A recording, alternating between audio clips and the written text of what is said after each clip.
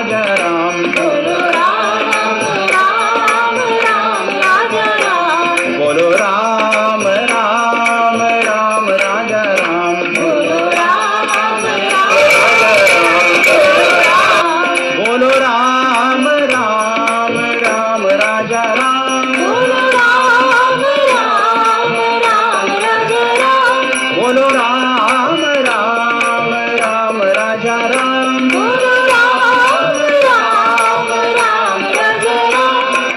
Jai Siya Ram, Jai Jai Siya Ram. Jai Siya Ram, Jai Siya Ram. Jai Siya Ram, Jai Jai Siya Ram. Jai Siya Ram, Jai Siya Ram.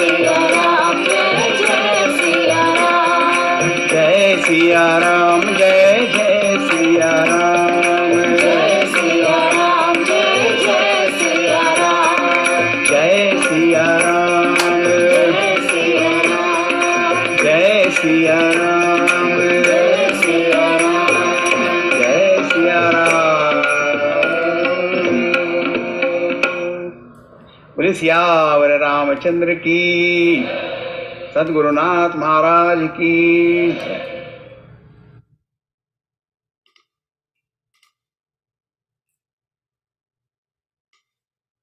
Krishna Krishna Mukunda जनार्दना, Krishna Krishna लावले, कृष्ण कृष्ण मुकुंदा जनार्दना, कृष्ण गोविंद नारायण हरे, गोविंद नारायण हरे, कृष्ण गोविंद नारायण हरे, गोविंद नारायण हरे, कृष्ण कृष्ण मुकुंदा जनार्दना, कृष्ण कृष्ण मुकुंद जनार्दना, कृष्ण गोविंद नारायण हरे, गोविंद नारायण हरे, अच्युतानंत गोविंद माधवा।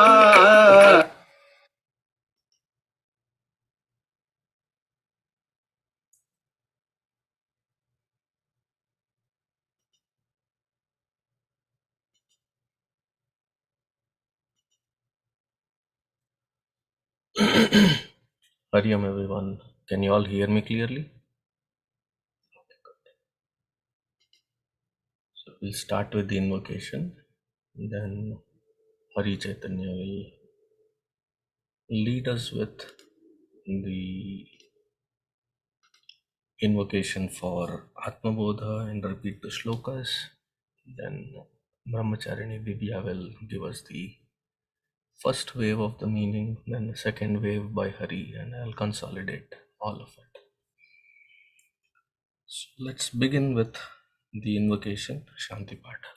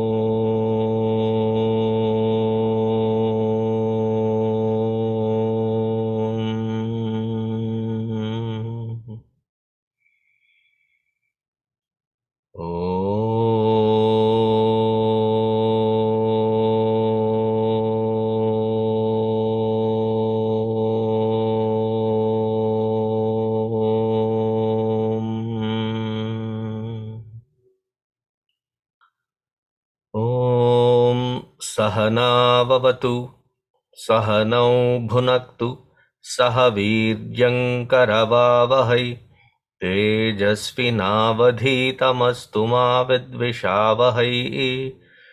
ॐ शान्तिः शान्तिः शान्तिः। गुरुर्ब्रह्मा गुरुर्विष्णुः गुरुर्देवो महेश्वरः गुरुरेव परं ब्रह्मा तस्मै श्री गुरवे नमः। तस्मै श्री गुरवे नमः।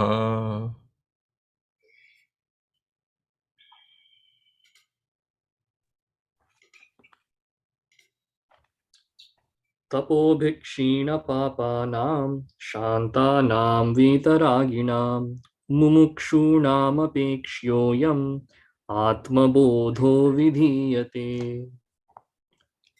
53.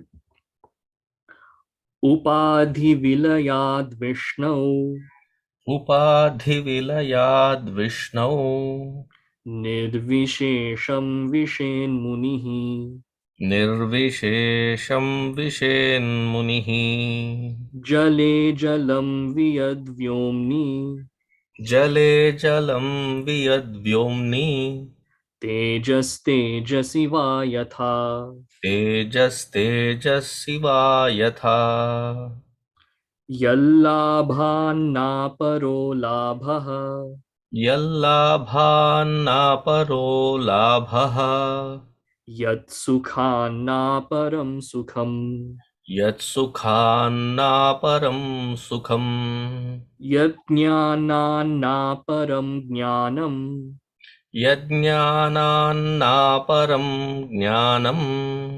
tadbrahmetyavadhārayet. tadbrahmetyavadhārayet.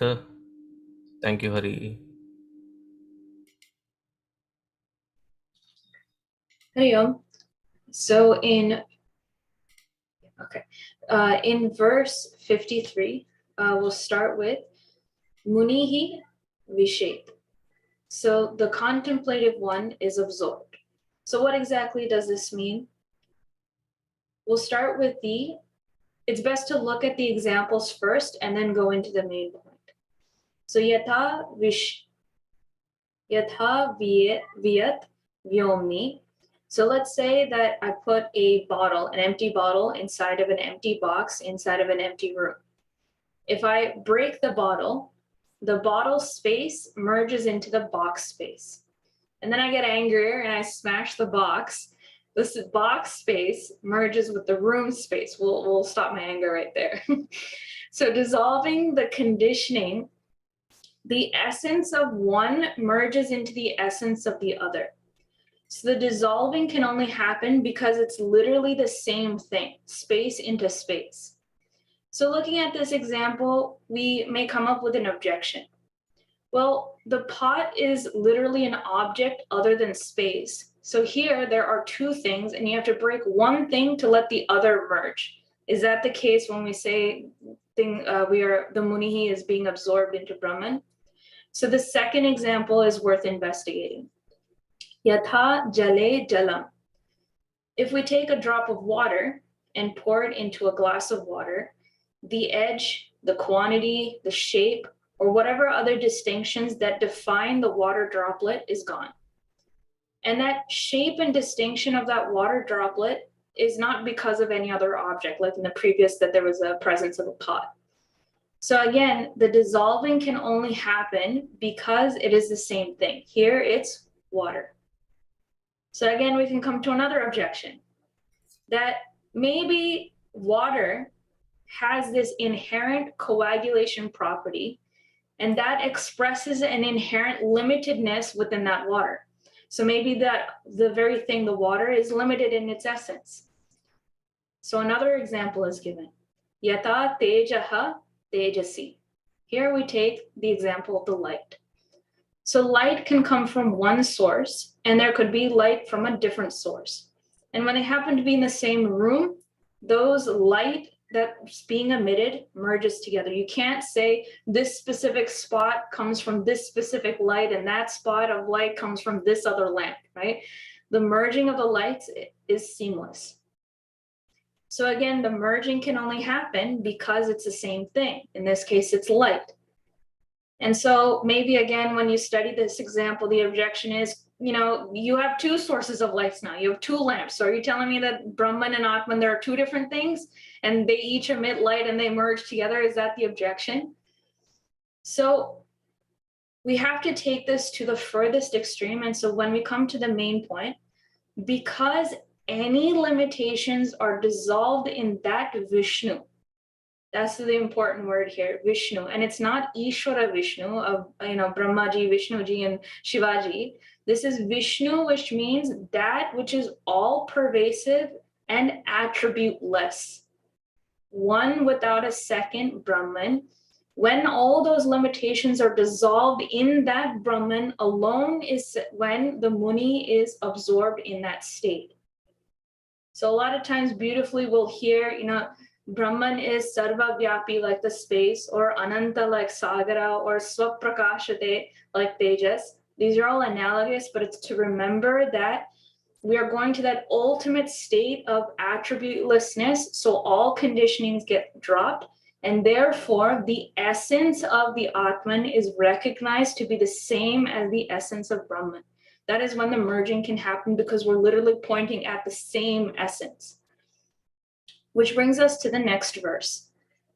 And it begins with avadhārayet tat Brahman. Realize that Brahman. And this phrase is repeated for the next 3 verses. So how are we to know this Brahman? And here precision is very important, and it's specified that Brahman is indicated through tatastha lakshana. So I think it's worth going into this specific definition. When it comes to lakshanas, there are 3 ways of defining an object. The first one is swarupa lakshana, which means that you're indicating that object by its essential nature. So for example, the burning and the light emitting capacity belongs to fire. It is its dharma, and that property cannot be applied to any other object. So when I say that which burns, we're definitely pointing at fire. So if I were to apply it to here for Atman, I can say that its essential nature is Sat Chit Ananda. When I say that, I'm pointing Atman through the Swarupa Lakshana. The second type of Lakshana is Vyavartaka Lakshana. So this is distinguishing an object from what it is not. So what that means is I can point to a house and say it's a house because it's not a temple, it's not a cowshed. So in our studies, we say Atman is not anatma. Atman is not the 3 bodies. It is not the 5 koshas. We go through a list saying what it is not, what it is not, what it is not by process of elimination. So that is through Vyavartaka Lakshana. But in this verse, we're given as Tatastha Lakshana. And here, it's using an associated reference to indicating it. And that reference doesn't necessarily have to be a part of it. So the classic example is the house with a crow on it. So again, the crow is not an essential part of the house, but it is used to indicate the house. Sometimes a crow can be there, sometimes a crow can't be there, but we use it anyhow, right, to reference the house. And it kind of reminded me when I was growing up, we used to live in townhouses, and right across the street, townhouses, it's hard to distinguish like which house is number 3, which house is number 4, right? You don't know where one house ends or begins. But we used to notice every year that a vulture would come and make a nest on that one specific chimney. And so that house in our family became known as the vulture house.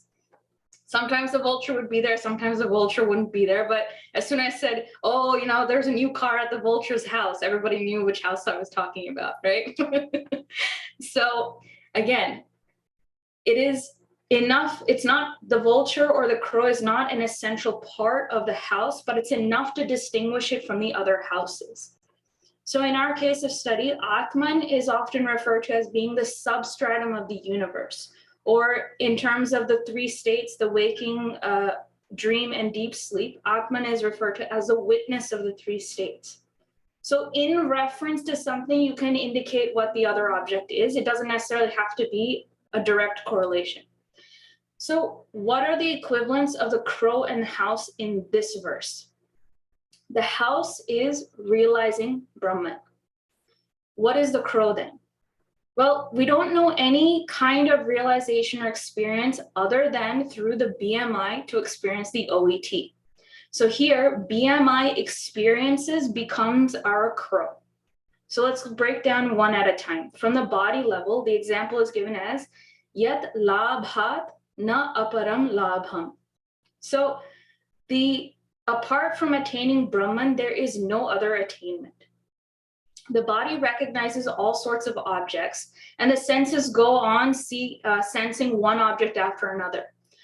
Lābho is the constant desire to have one object after another. Brahman is such that one once experienced that hunger and desire for objects from the outside world stops. The objects are now rendered useless, empty, and hollow to me. This doesn't excuse us to chuck all responsibilities out the window. You can desire resources for the benefit of others in a society, but for myself, I don't covet anymore. So what object in the world gives us this sense that I don't want anymore? As of what we know, our OETs, nothing is there that has this kind of nature. Everything else is finite. So having gained the infinite, I no longer covet the finite. So that's the meaning for the first one. The mind level, yat sukhānnāparaṃ sukham. Apart from the joys of Brahman, there is no other joys. So now we've gone to the mind level. The mind is the seat of the emotions and a place of assessment and consideration.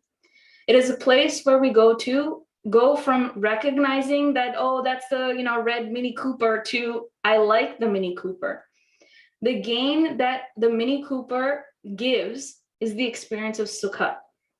But the problem with that sukha is that it is conditioned by the presence of the object, and it has to match my vasanas, and therefore that whole experience is limited and temporary. Sukha from sense objects are always surrounded by sorrow. Experiencing that subjective, perfect, permanent bliss of Brahman, having experienced that, sense objects no longer hold any pleasure. So there's no other joy than bliss of Brahman to be experienced. Once we've had that, we don't want anything else. Now the third layer is the intellectual layer. Yajjñānānnāparaṃ jñānaṃ. Apart from knowing that Brahman, there is no other knowledge to be had.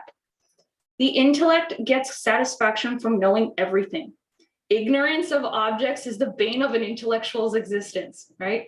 We can often recognize this by FOMO, fear of missing out information. Every time we feel stupid, the ego flares up and reacts and say, how dare something exist that I don't know about, right? Or if somebody else is offering a piece of information that you didn't know, oh, they're just showing off. They're just arrogant. They're just know-it-all, right? We can recognize that need for information by the intellect through these expressions. The intellect constantly wants to know everything.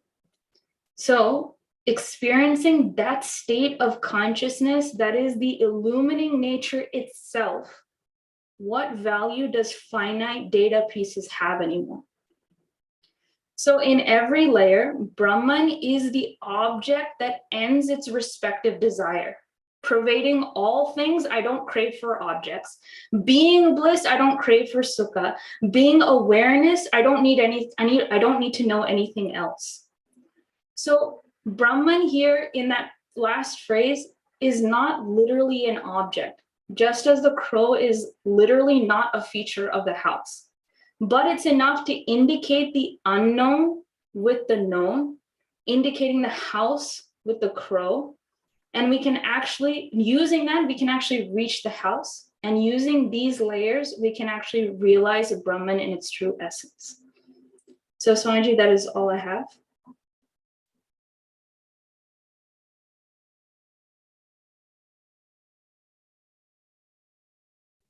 Hari Om.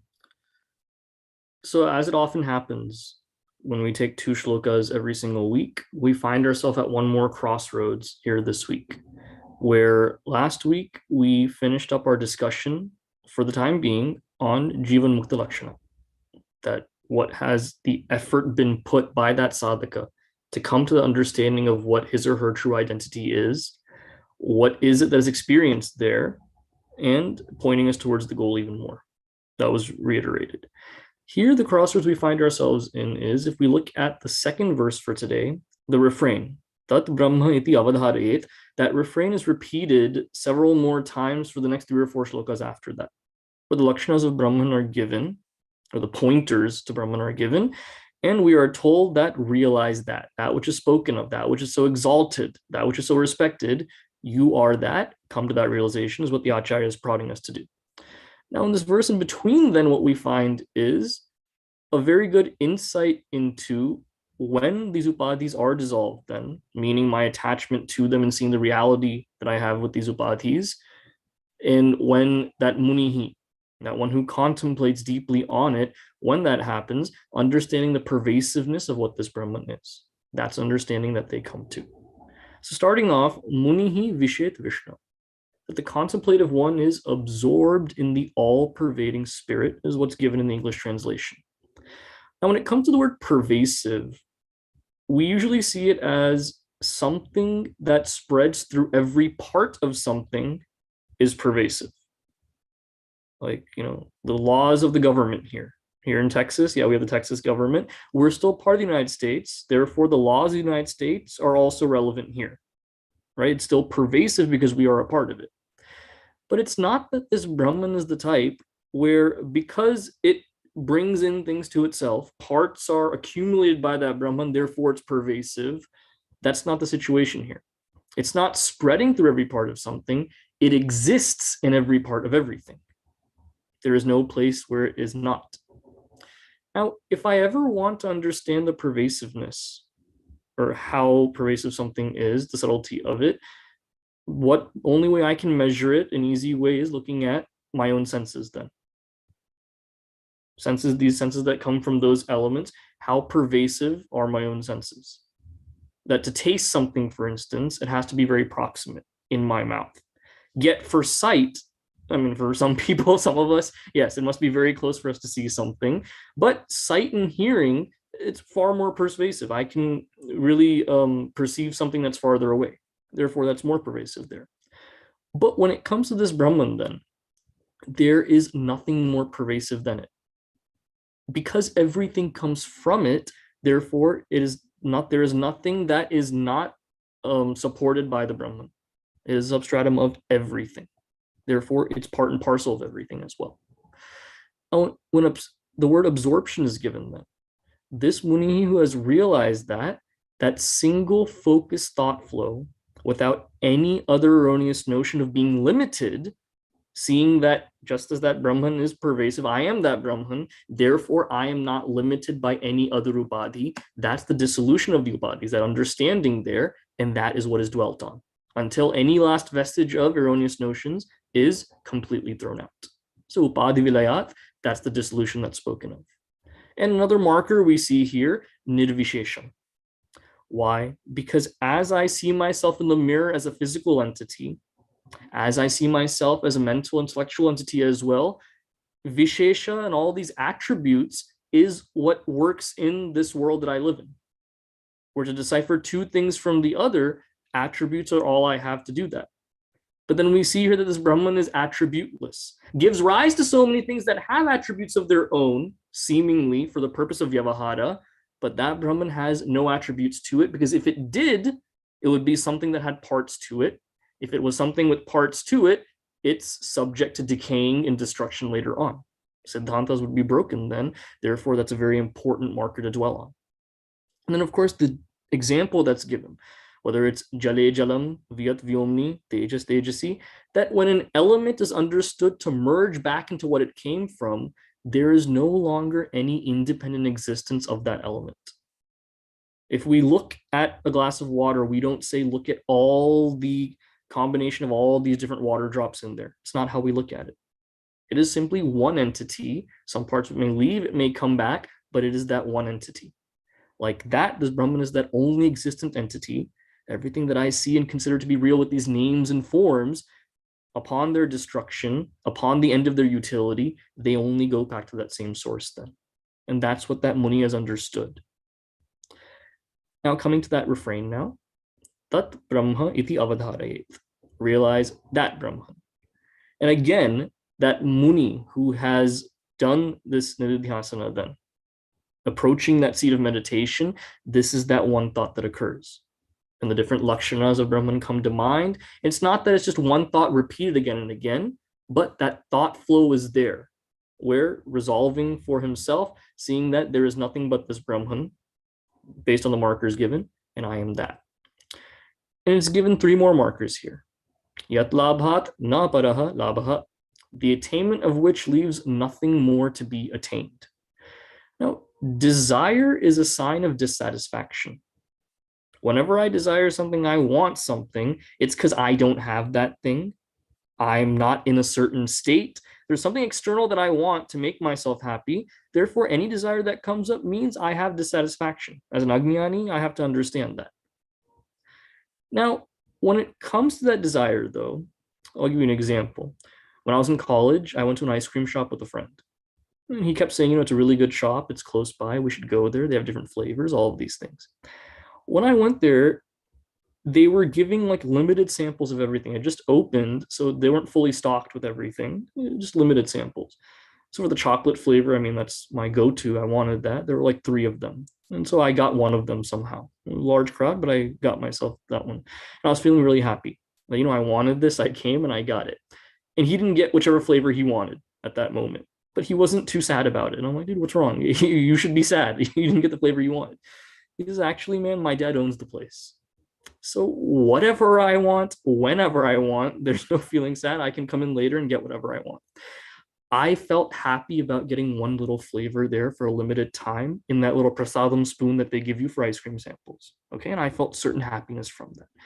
His dad owns that entire place. There's no feeling of happiness or anything when he gets it. There's always more to come. It's the malik of everything there. Similarly, going after these petty, paltry temptations, as Pujya Gurudev puts it in his lectures, that's nothing compared to knowing that you're the owner of all of the happiness.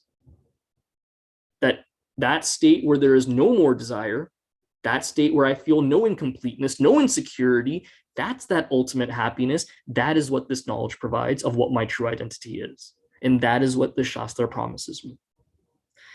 Then yatsukhānnāparaṃ sukham. Apart from this blessedness, there is no other blessedness. And if we look at an introductory basic text by Pujya Gurudev, Self-Unfoldment, right from the get-go at the very beginning, happiness is analyzed in great depth in a very simple but profound way. And one of the distinctions that's given there is that difference between dukkha nivritti versus sukha prapti. 2 levels there. Where the question came up, it comes up to Swamiji in these sessions. I've heard people ask Guruji as well in sessions, that what is the difference between those 2? Because I see both as attaining some level of happiness. What's the real difference? Dukkha nivritti is that relief and respite from sorrow. Where it's been raining, rain is a foreign concept nowadays. I forgot what rain even looks or feels like anymore. Hopefully in a few months we understand. But when it rains outside and you're caught without an umbrella, you're walking back to your place from somewhere. Moment you step inside, for a quick second, you're still wet, drenched and everything, but don't you feel that relief for a quick second, that you're not getting rained on the entire time? That's dukkha nivritti at that moment.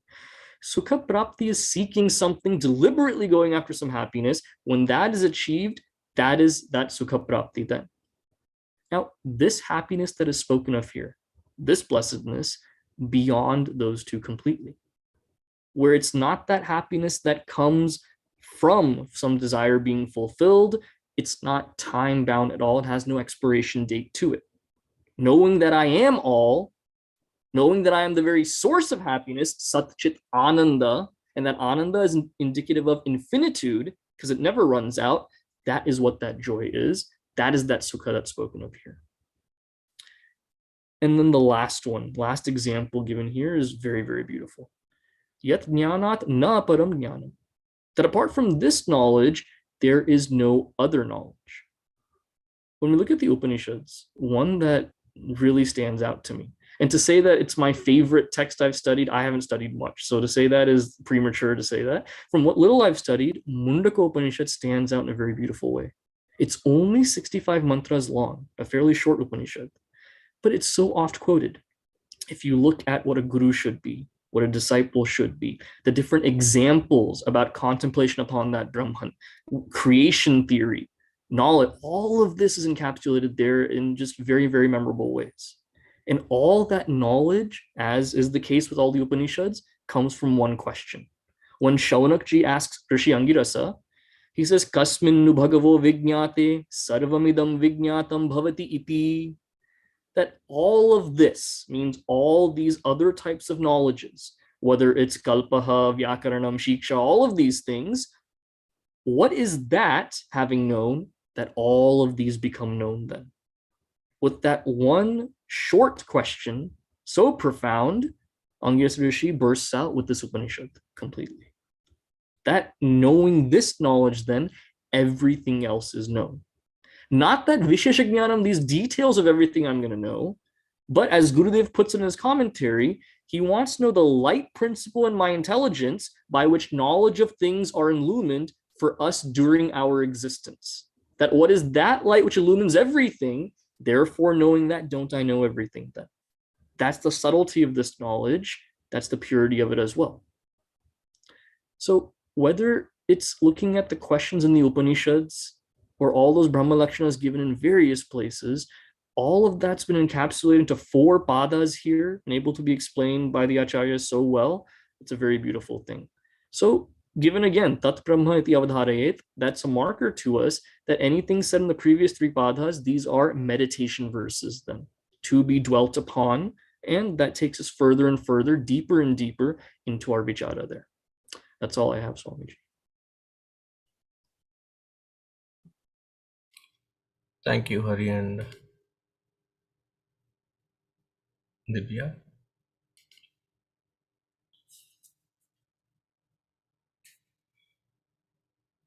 As rightly pointed, one shloka, the earlier one, it dwells on one topic, leading us to the next shloka, actually next group of shlokas, 54, 55 and 57. It deals with Brahma Lakshana, Brahma Swarupa. In that Sakshatkara, in that Atma Anubhava, how is that Brahma Swarupam? That is dealt with in between the 54th to the 57th. Then what is this 53rd one? 53rd one is a very subtle and profound shloka. This 53rd shloka focuses on Videha Mukti. There is Jivan Mukti, Videha Mukti, and then there is Krama Mukti.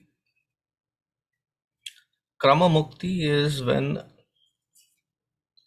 out of lot of Shraddha, you have done the Nirguna Nirakara Upasana, and there is no more Papa Punya equation for that Jiva to come back into this world, and yet the Jnana Anubhava, Jnana and its Anubhava, its Phala, has not taken place. Such ones reach to the Brahma Loka, and in that Brahma Loka, they merge into that Supreme after the Brahma Kala is done. That is Krama Mukti. Jivan Mukti, it is only through Jnana. And Jnana Tatkszana Lakshana. Immediately as soon as I hear Shravanam, Aham Brahmasmi, Tattvamasi, that experience happens not later, not sometimes after meditating, it happens immediately. That is the beauty of it. Then what is Videha Mukti? For understanding this culminating shloka and its clarity, Bhagavan Adi śaṅkarācarya ji went through several aspects of this to conclude into this. As long as the Mahatma's prarabdha still exists, there is going to be a body, mind and intellect. There is going to be sthula sharira, sukshma sharira and karana sharira in effect. One cannot proclaim that But he is realized, yes, jnanavit, brahmavit. Now here in this shloka we are saying brahmaiva bhavati. Brahmavit brahmaiva bhavati. Now that subtle difference is a karana sharira, though it doesn't impact the jnani, without karana sharira there is no sleep for that Mahatma. Sleep happens only when there is that karana sharira. So the sharira takes a nap. What happens in Videha Mukti? Because Mukti is when there is absoluteness of that jnana, that I am Brahman alone, and there is no possibility of that individuality to come back into form again. So therefore, here the words that have been used, upādhivilayādviṣṇau. In Vishnu, there is this vilaya. Vilaya, the finality to it. Finality where there is no possibility of coming back. What are the upadhis? Sthula, sukshma, karana, sharira. These are the upadhi. When will they become vilaya? Whenever the prarabdha is done. What does it mean when we say prarabdha is done? That there is no more body, no more sthula sharira, no more sukshma sharira, no more karana sharira. When an ajnani dies, there is no more sthula sharira. The sukshma and karana sharira transmigrate into another body. Thus, thereby there is a rebirth.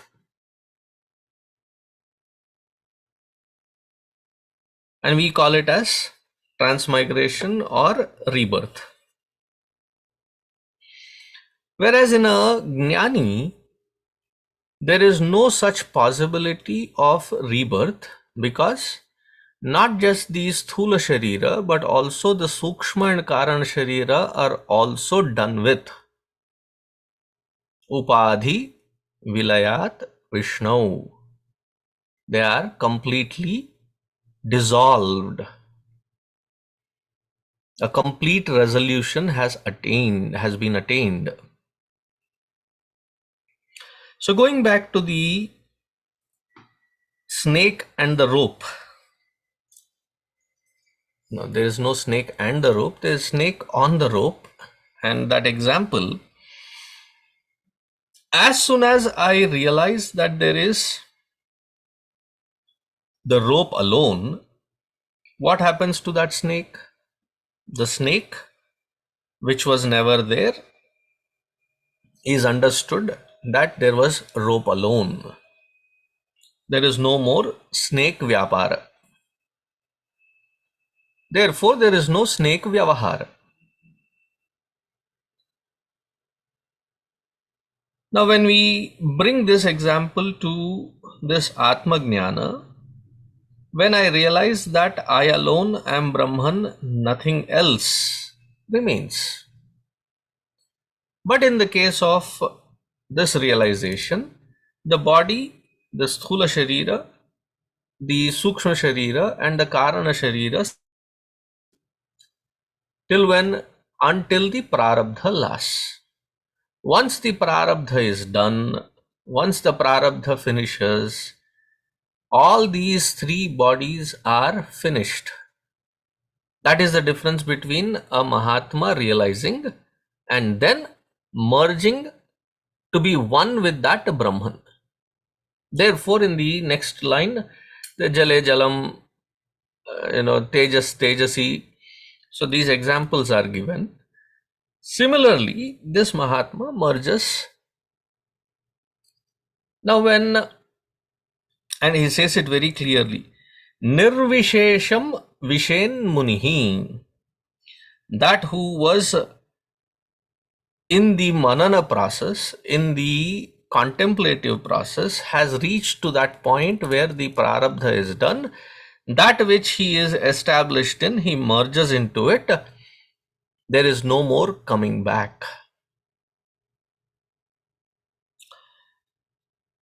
Here, there is a lot of confusion that people create, especially devotees. When we put a realized master in the platform, which one should, the Guru Bhakti is Ishvaro Guru Ratmeti, that the Guru is at the status of Ishvara himself.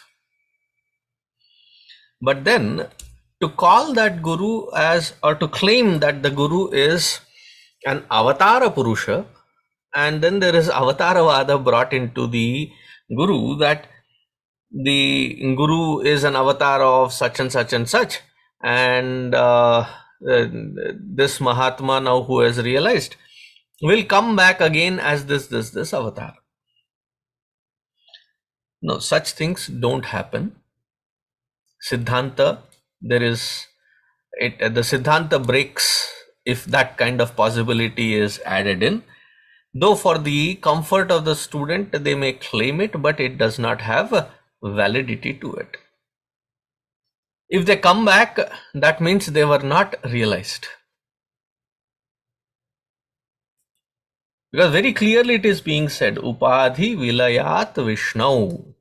Whoever is claiming that, my Mahatma, my Guru has had earlier avatars, and this is the newest avatara, and then in the later lives there will be avatara. This avatara-vada is only of that Ishvara with free will, comes into this world. Whatever is the job description, he fulfills that job description and goes back. That is the only capacity, that is the capacity only of the Ishvara. The one who has been a jiva and realized his essential nature, this avatara-vada cannot be applied because it breaks several layers of Siddhanta.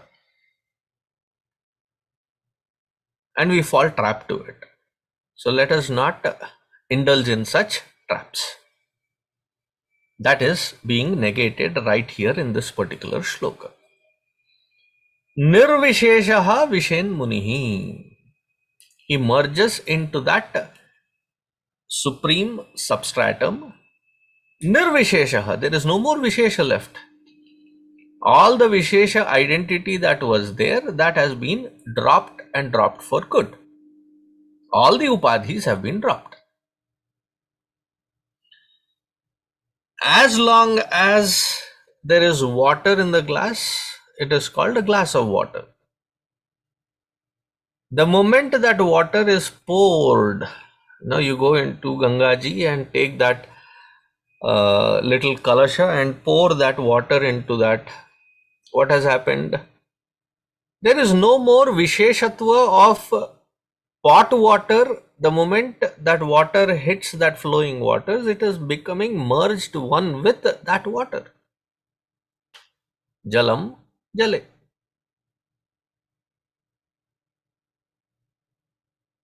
Now you may try to capture it as it is falling in Gangaji, but it has already merged and gone.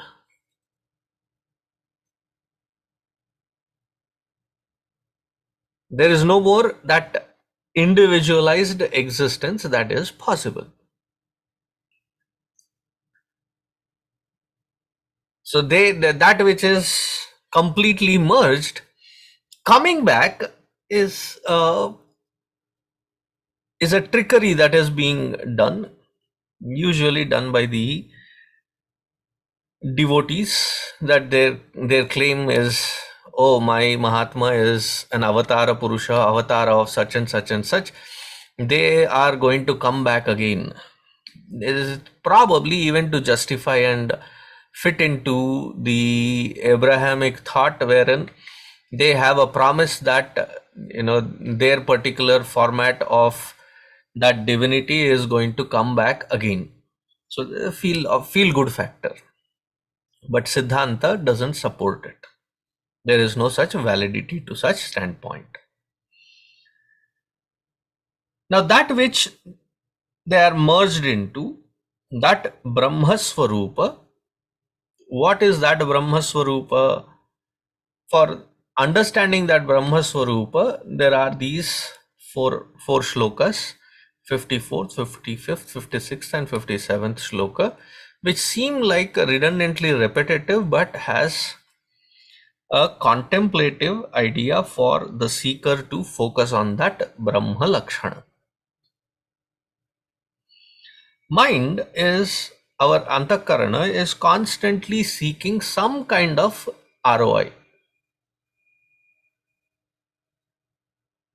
Why should I put this effort? What is the return in this?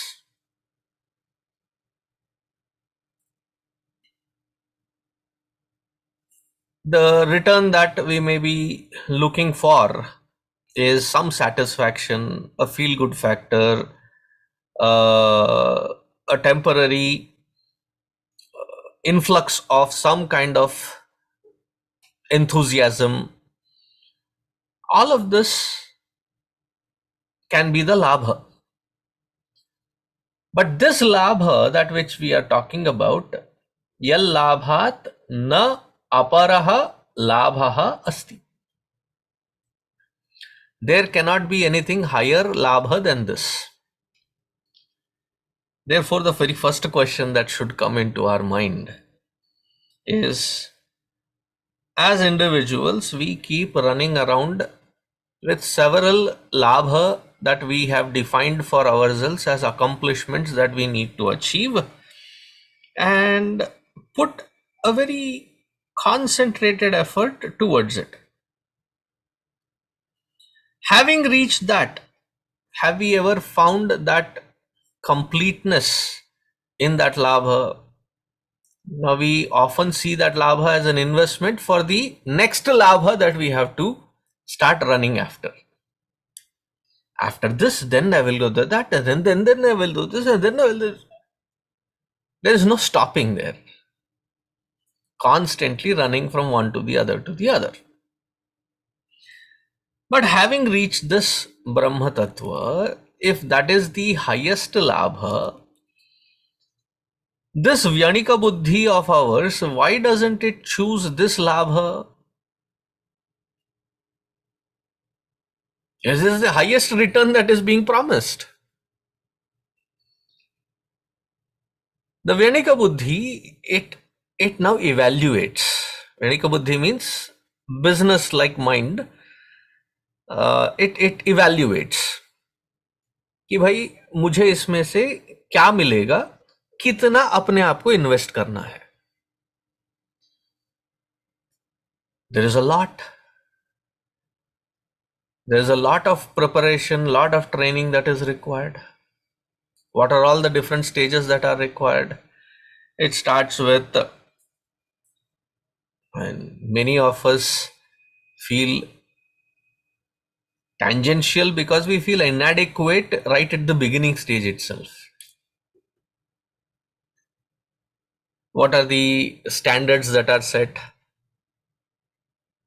We need to have viveka, then vairagya, shama, dama, uparama, titiksha, shraddha, samadhanam, then mumukshutvam. Such one is adhikari. It was said in the very forefront. Now many feel that if I have these, then why do I need moksha? No, this is when you are qualified for this subtle field of adhyatma. And this is an internal gauging. Nobody from the outside can ever tell that, your viveka is this, your vairagya is this, your shama, dama, uparama, titiksha, shraddha, samadhanam. They are inadequate or adequate. That evaluation is to be from the within. It is a subjective evaluation. And everybody loves to say that I have progressed. So I need now a qualified one that can teach me. so that I can have Shravana Manana Nididhyasana. While this Shravana Manana Nididhyasana is happening, the mind, the buddhi has to be achanchala, that nishtha has to be there. Therefore, upasana has to be done. Karma yoga has to be, the karma yoga attitude has to be applied in and through every walk of life, not some choice ones here and there, cherry picking it, but in and through every aspect of life that has to be applicable. And such student, when they sit on the seat to receive the knowledge, jnana happens, and then manana, and then nididhyasana. Now, when the antakarana starts, the buddhi starts evaluating, there is so much of preparation required, and then they are talking about the result of this Brahma Jnana. But I need some sukha right now, right here.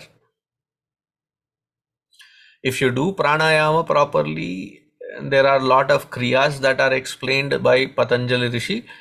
You will find that the mind has attained to certain quietude. But it is not a permanent quietude. In another couple of hours, it again starts its monkey business. Any other sadhana that is there, that is only in preparation of that mind, but it cannot be the ultimate, immediate. Therefore, we start seeking joy even through sadhana, not just the vyavaharika or the samsarika. Many go for that samsarika sukha where the action is there is a result, and there the aswadana of that result is there, and then the sukha is immediate, the ananda is immediate there. The joy is enjoyed. So we said, if that paramam sukham is not available, the paramam lābham is not available, at least let me gather little sukhas, little joys, and say, no, be content with that now. But little, we realize also that that little is not a complete one, because it is going to exhaust itself and it will be gone. So come tomorrow again, the whole effort of gathering it and then consolidating it and experiencing it.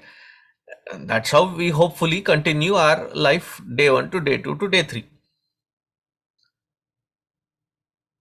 But instead, if this whole logic is understood, if this is the highest lābha, having reached with, there is no more to attain, no more to accomplish. Once that is understood, that viveka guides us. The strength of viveka guides us with vairagya in its effect towards that which is to be my distractions. Why are they distractions? Because I have myself inculcated the habit of being in touch with those things, because it used to give me immediate pleasures. So they become distractions. But the highest lābha is yallābhānnāparaha lābha. There is nothing higher lābha than this. All other sukhas are, all other pleasures are temporary in nature. Therefore, it will not yield the sense of fulfillment that we are all seeking. And here also, this sukha is not being created, is not being generated, is not being acquired. If it is being generated, if it is being acquired, rest be assured it will be lost as well. Therefore, we say it is not even the result of meditation. Meditation is an action, and that action cannot yield atmajnana.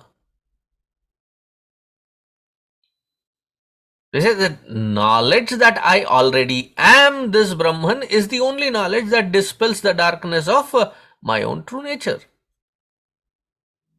We don't associate this Atma Jnana with any action either. So, yat sukhat na aparam sukham. Once you have experienced this sukha, Adi Śaṅkarācarya ji becomes a Tamilian for a brief period, and he says, idukku apparam onnu sukham illa. No, aparam sukham is, the rest of these sukhas are temporary. This sukha, Atma Sukha, is param and nothing beyond it. And this is the highest fulfillment that one can experience. Then he says, Yat jñānāt na aparam jñānaṃ. This is the jnana. The rest of the jnana is, see, when I have the ajnana of the pot, then I see it, I touch it, I feel it. The ajnana of the pot has been removed. But then I don't become the pot. Vastu jnana, I acquire the knowledge, and in that knowledge that ajnana is removed. Here, this jnana is leading me to that which I already am. Therefore, this is the highest knowledge, that which is the most subjective, fulfilling experience, which cannot be compared with anything else. They will fall short. Tat brahma iti avadhāraya. Atma swarupam tat brahma iti avadhāraya. Understand that this Brahma Tattva is my true nature. Avadhāraya, vritti rupena avadhāraya. Why vritti rupena? Because ajnana is in the buddhi, and that buddhi is vritti rupini. Therefore, this has to be understood at the buddhi level, so that the cloud of confusion is gone and my true nature shines forth beyond those clouds. That which has been always my true nature. We'll continue with this Brahma Swarupa Lakshana as a discussion in the next 3-4 shlokas. So we'll continue that next week. Next week also we will have the class, because the Mahasamadhi camp will start only on the busy schedule, and Swamiji arriving happens on the 28th. On 29th we have the camp, so just 2 days before that, so we will still have time to conduct this satsang, and then 1 week in between we will not have. After that we will continue again with this ātmabodha. Hope that is clear. Om Shanta Shanta Shanti. Harihi Om. Shri Gurubhyo Namaha. Harihi Om.